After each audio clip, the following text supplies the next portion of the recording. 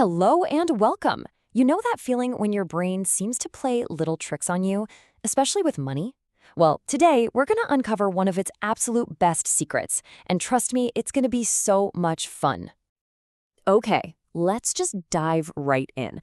Have you ever really thought about this? I mean, it's the exact same amount of money, $500. But when a bonus hits your account, doesn't it just feel like sparkle money? Like it's just begging to be spent on something exciting, while your paycheck feels all grown up and responsible. What is up with that?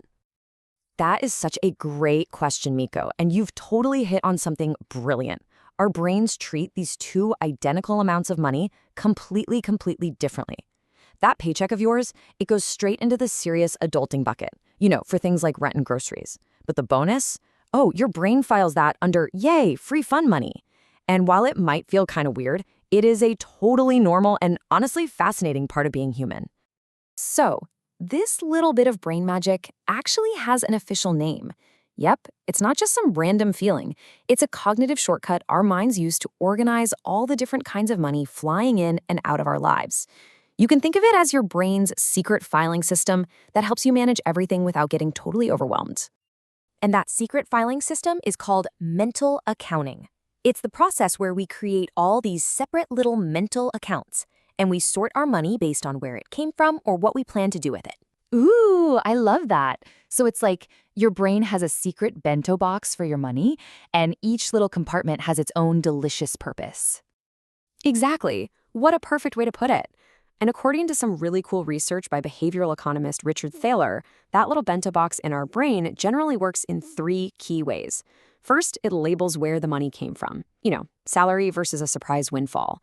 Second, it groups our spending into categories like food or housing.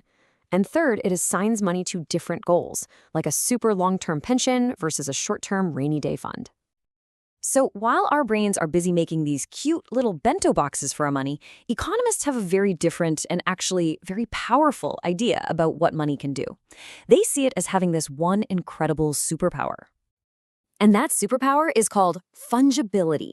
It's this simple principle that all money is totally interchangeable. A dollar is just a dollar, and you can use it for anything. It doesn't remember if it was a gift or a paycheck or a tax refund. Oh, I get it. So money is really more like a smoothie. Once it's all in the blender, it's just one thing. You can't separate the banana from the strawberry anymore. That makes sense. So here's the really crucial point. Our very human brains, with our neat little bento boxes, are in a constant tug of war with this logical economic principle of the money smoothie. And this inner conflict is exactly what leads to some really fascinating and sometimes pretty surprising financial behaviors. This is so cool. Okay, let's keep going and see how this actually plays out in the real world. I bet once we start looking for it, we'll start seeing these secret money buckets absolutely everywhere. Okay, check out this classic thought experiment from researchers Tversky and Kahneman. Picture this. You're about to buy a jacket for $125 and a calculator for $15. The salesperson tells you, hey, you can save $5 on that calculator if you just drive 20 minutes to our other store. So would you do it? Most people say, yeah, for sure. And now for the twist. Imagine the prices are flipped. The jacket is only $15, but the calculator is $125. The salesperson makes the exact same offer. Drive 20 minutes and you can get that calculator for $120, saving $5. Well, all of a sudden, most people say no, it's not worth the drive. And this just perfectly illustrates mental accounting.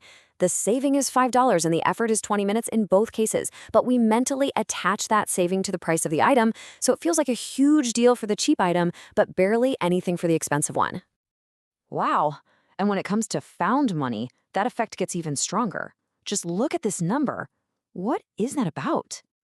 That's so right, Miko. For windfall gains, things like an inheritance or a lottery win, economists have a fancy term called the marginal propensity to consume. It's basically just a measure of how much of that new money we spend. And for windfalls, it's almost 1. That means we spend nearly all of it. Researchers Sheffrin and Thaler found this happens because we code our salary as serious income for necessities. But money from a tax refund or a bonus gets coded as fun money, which makes it so easy to spend. This is the hidden logic that explains spending a $500 bonus on a weekend trip while also having a $500 credit card bill. The two pots of money feel like they live in different universes. And get this, here's a really surprising twist. It's not just our brains making these buckets. Sometimes government policy can create and reinforce them too. So, for instance, just imagine if a policy were introduced like no tax on tips or no tax on overtime. Well, that would make the money you earn from those sources feel totally different and maybe even way more spendable than your regular salary. The system itself can actually help us put money in different boxes. Okay, so we know our brains love buckets. Instead of trying to fight that, let's learn how to work with our brains.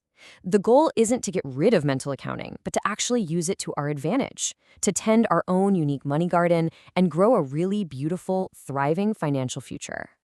And here are 3 simple steps to do that. First, just admire your buckets. Acknowledge how you naturally sort money without any judgment. It's just your brain's way of practicing self-care. Second, give every little sprout a job. Use this natural tendency to create intentional budgets that spark joy.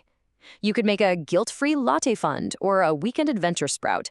When you name it, you claim it. And third, watch your whole garden grow. While buckets are super useful, remember to zoom out sometimes and look at your total net worth. This helps you use that money smoothie principle to your advantage, so you can use a bonus sprout to weed out pesky credit card debt, letting your entire garden just flourish. Yes, I love that so much. And that brings us to this really beautiful insight from Morgan Housel's work. At the end of the day, financial success isn't just about what you know. I mean, spreadsheets and charts are great, but they're not everything. It's really about your behavior. Understanding our own financial psychology, our own little money buckets, that's the real key to making better decisions that actually feel good. So, we'll leave you with this happy thought. You now know the secret of mental accounting. You have the power to be the master gardener of your own finances. So, the question is, what amazing, beautiful, and joyful things are you going to choose to grow in your money garden? The possibilities are absolutely endless.